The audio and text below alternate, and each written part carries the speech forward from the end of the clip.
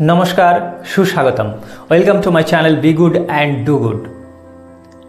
बांग्लादेशेर प्रधानमंत्री हाँ आमी सचेतन भावेई बोलছি बांग्लादेशेर प्रधानमंत्री शेख हासिनार दुटो कल रेकर्ड फाँस हওয়ার পরেই किन्तु बांग्लादेशेर राजनीतिर चालचित्र बदले गेছে। এই দুটো কল রেকর্ড ফাঁস হলো কিভাবে এটা কি আপনারা জানেন? আমি বলছি এই দুটো কল রেকর্ড ফাঁস হয়নি, এই দুটো কল রেকর্ডকে ফাঁস করা হয়েছে। সে দেশের সরকার ইউনুস আমাদের ভারতের উপরে চাপ সৃষ্টি করছিল, বলছে যে ভারতে যতদিন আছে ততদিন তাকে চুপ করে বসে থাকতে হবে।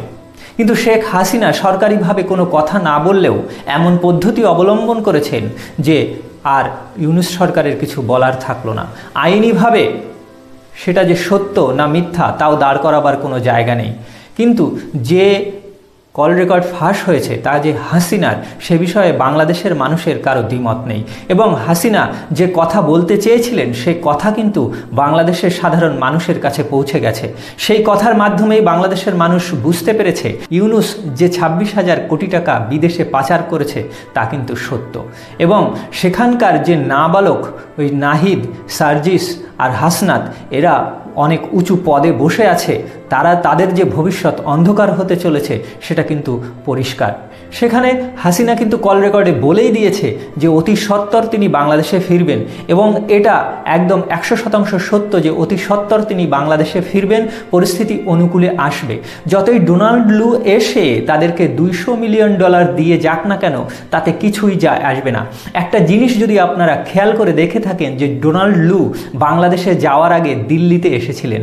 কি দরকার ছিল দিল্লিতে আসার?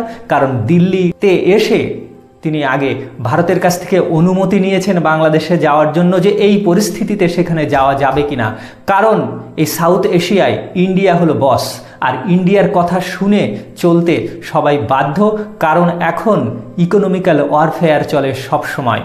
আর সেদিকে খেয়াল রেখেই আমেরিকাকে চলতে হচ্ছে, কারণ ভারত চীন এখন এক হতে যাচ্ছে। ভারত রাশিয়া তো আগের থেকেই বন্ধু হয়ে আছে। এমতো অবস্থায় এই বিশ্বে যদি আমেরিকাকে সবার চেয়ে শক্তিশালী হয়ে থাকতে হয় তাহলে কিন্তু ভারতের সঙ্গে সুসম্পর্ক বজায় রাখতে হবে, এটা তারা বোঝে। তারা তো আর বাংলাদেশের ওই মূর্খদের মতো নয় যে তারা ভারত বিদ্বেষ করবে আবার বাংলাদেশ চাইবে ডিম দাও, আলু দাও, এটা দাও, সেটা দাও। সেটা যাচ্ছে যদিও, তাতে কিন্তু তাদের বিদ্বেষ কমছে না। ডোনাল্ড লু এবার বাংলাদেশে গিয়ে যে $200 মিলিয়ন দিয়েছে তা $200 মিলিয়ন দিয়ে কি হবে? আদানি আর রাশিয়া চেয়ে বসে আসে $1300 মিলিয়ন। কি এমন হবে? সাহারা মরুভূমিতে যদি 2 ফোঁটা জল ফেলা হয় তাতে যা হয়, এখানে বাংলাদেশের অবস্থাও তাই। সেখানে কিন্তু তাদের কলকারখানা সব বন্ধ হতে বসেছে, তাদের ইকোনমি শেষ হতে বসেছে। বাংলাদেশের মানুষ ক্ষিপ্ত হচ্ছে। বাংলাদেশের ঢাকার রাস্তায় যে রিক্সাওয়ালারা রিক্সা চালায় তারা পর্যন্ত ক্ষিপ্ত হয়ে বলছে আগে ভালো ছিলাম। সব জায়গার মানুষ বলছে যে আগে ভালো ছিলাম, এত খারাপ অবস্থা বাংলাদেশের কোনো দিন হয়নি।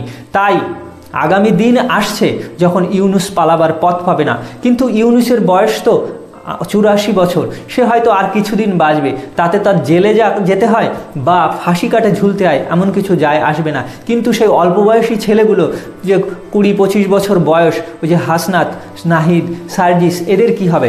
তাদের পুরো সারাটা জীবন জেল খাটতে হবে এবং তার জন্য তাদেরকে প্রস্তুত হতে হবে। এটা তাদের জন্য সত্যিই খুব খারাপের এবং এটা আমারও ব্যক্তিগতভাবে সত্যিই খুব খারাপ লাগছে।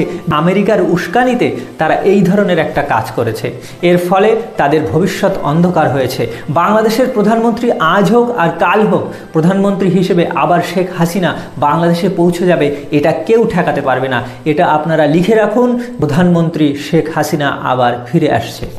নমস্কার, ভালো থাকুন, সুস্থ থাকুন। জয় হিন্দ, বন্দে মাতরম।